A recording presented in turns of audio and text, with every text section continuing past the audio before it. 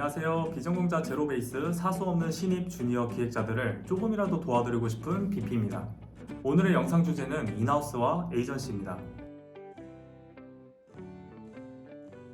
IT 업계에서 기획자로 취업을 하고 싶은 여러분, 어떤 회사로 가고 싶은지 정하셨나요? 아마 어떤 회사가 좋은지 몰라서 막연히 마음에 드는 회사들만 눈팅을 하고 계실지도 모르겠습니다.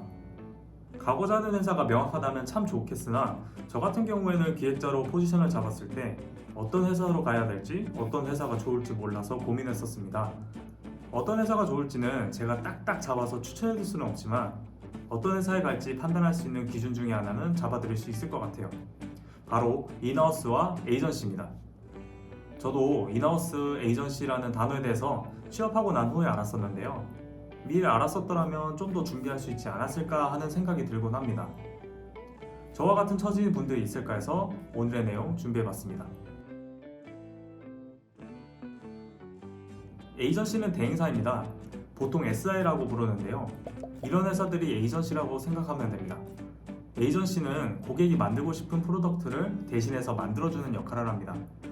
처음부터 끝까지 만들어줄 수도 있고 아니면 프로덕트의 특정 부분을 만들어주기도 합니다.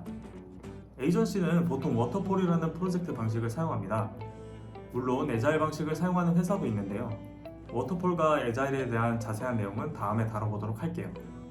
워터폴은 폭포수라는 말로 물이 위에서 아래로 떨어지는 단계별로 진행된다고 해서 워터폴이라고 이름 붙은 프로젝트 방식인데요. 고객이 원하는 대로 결과물을 제공해주기 위해 그리고 일정을 맞추기 위해 프로젝트 상에서 일어날 수 있는 기술적인 리스크를 최소한으로 감소시키기 위해서 채택되는 방식입니다. 워터폴은 각 단계가 마무리되고 다음 단계로 진행되는 방식이라 한 단계마다 세심하고 꼼꼼해야 합니다. 그래서 체계적이고 책임과 프로젝트 진행 여부가 명확한 것이 특징이에요. 에이전시에서는 고객 의견이 제일 중요하며 문서의 정확도와 데드라인 엄수가 필수적입니다. 고객이 원하는 방식으로 초점이 맞춰지게 되며 합의된 요구사항을 들여줘야 하기에 의사결정이나 업무 방식이 수동적일 수 있어요.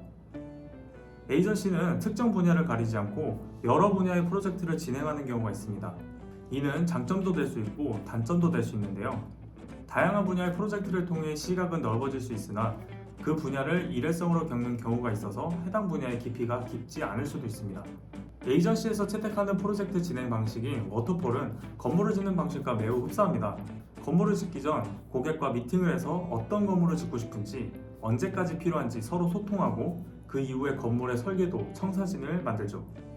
설계도를 만들고 나서 자재들을 구비하고 설계도에 그려진 대로 건설을 시작합니다. 워터폴 방식도 이와 비슷해요. 그리고 거기서 기획자는 대부분 이런 일을 합니다. 고객이 어떤 건물을 짓고 싶은지 킥오프 미팅을 통해 말로 듣거나 나는 이런 것을 원해 라고 말하는 문서인 RFP, 즉 제안 요청서를 받습니다. 내가 어떤 건물을 봤는데 디자인이 예쁘더라 또는 어떤 기능이 있었는데 이거 참 마음에 들더라 하는 내용들이 들어있죠.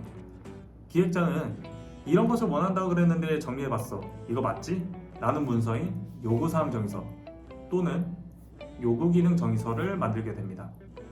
고객과 기획자가 계속해서 커뮤니케이션하면서 정리하고 정리가 얼추 되었다면 본격적으로 시작하게 됩니다. 건물 내부의 지하 1층은 주차장, 1층은 로비, 2층은 사무실 등 건물의 구조도를 잡는 IA, 지하 1층의 소화전의 위치, 주차 공간, 1층 로비의 프론트 데스크 위치, 화장실 위치, 엘리베이터 등 세부적인 기능을 담는 기능 정의서, IA와 기능 정의서에 적혀있는 글을 그림으로 시각화한 청사진인 와이어프레임과 와이어프레임에서 더 구체적인 설명과 그림을 그린 화면 설계서를 작성합니다. 작성이 끝났으면 건물을 건설하는 단계인 디자인과 개발이 들어가고 건설이 되면서 기획대로 만들어져 갔는지 디자인과 개발자분들의 궁금증들을 해결하기 위해 커뮤니케이션을 합니다. 그리고 완성이 되면 건물이 제대로 만들어졌는지 확인하는 QA라는 테스트를 진행하며 테스트 케이스를 작성하고 테스트를 진행합니다. 물론 회사 내 QA팀이 따로 있거나 외주를 맡길 경우 테스트 참여가 적어질 수 있으나 기획자가 QA에도 참여할 확률은 매우 높습니다. 그리고 나서 건물을 오픈을 하고 오픈 이후에 건물에 문제가 있으면 관리해주는 운영과 유지보수까지 할 수도 있습니다. 인하우스의 경우 독자적인 서비스를 제작하거나 이미 만들어서 운영 중인 곳입니다. 어렴풋이 알고 있는 이곳들이 인하우스에 해당됩니다. 인하우스는 보통 에자일이라는 프로젝트 방식을 사용하는데요. 문서를 최소화하고 그 최소한의 기능으로 빠르게 출시한 후 짧은 기간 내에 업그레이드를 계속 해나가는 방식이라고 이해하면 됩니다. 인하우스의 업무 방식은 회사의 규모에 따라 그리고 프로덕트의 완성도에 따라 많이 차이가 날 수 있는데, 대기업같이 회사의 규모가 크거나 이미 만들어져 있는 서비스를 운영하고 있는 경우에는 세밀한 부분만 기획하게 될 수 있습니다. 카카오톡을 예로 들자면 카카오톡 채팅창에 사진 첨부 기능을 더 간편하게 하는 사용성 개선 정도라고 이해해 주시면 될 것 같아요. 이미 만들어져 있는 서비스이기 때문에 더 많은 사용자들을 유치하기 위해서 사용자들의 행동 데이터를 바탕으로 서비스를 더 낫게 하는 기획을 하곤 합니다. 물론 이런 세밀한 업무만 하는 것은 아닙니다. 상황에 따라서 리뉴얼이라든지 새로운 기능을 개발하는 경우에는 에이전시에서 하는 업무도 다 하게 됩니다. 회사의 규모가 작거나 서비스를 처음부터 만들고 있는 인하우스에 들어가게 된다면 프로덕트와 프로젝트의 모든 부분에 참여하게 됩니다.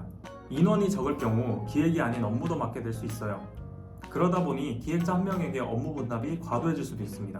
어떤 서비스를 만들 건지에 대해 생각하는 아이디에이션부터 레퍼런스 체크, 유저 스토리, 서비스 정책, 법정 정책, 프로토타입, 마케팅, 운영 등 서비스 하나를 만들기 위해 해야 하는 모든 일들을 하게 될 거예요. 에이전시에서는 고객, 즉 클라이언트라는 의사결정 주체가 있어서 클라이언트의 결정이 곧 답일 수 있지만, 독자적인 서비스를 만들고 있는 인하우스는 회사가 시장과 고객을 분석하고 결정하고 판단을 해야 해요. 그것이 곧 여러분의 몫이 될 수 있겠죠.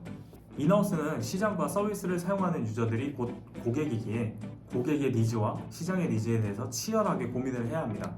규모가 좀 있고 안정적인 인하우스는 그렇지 않을 수 있지만 각종 이슈에 따라서 본인이 판단이나 결정을 내려야 하는 경우가 많습니다.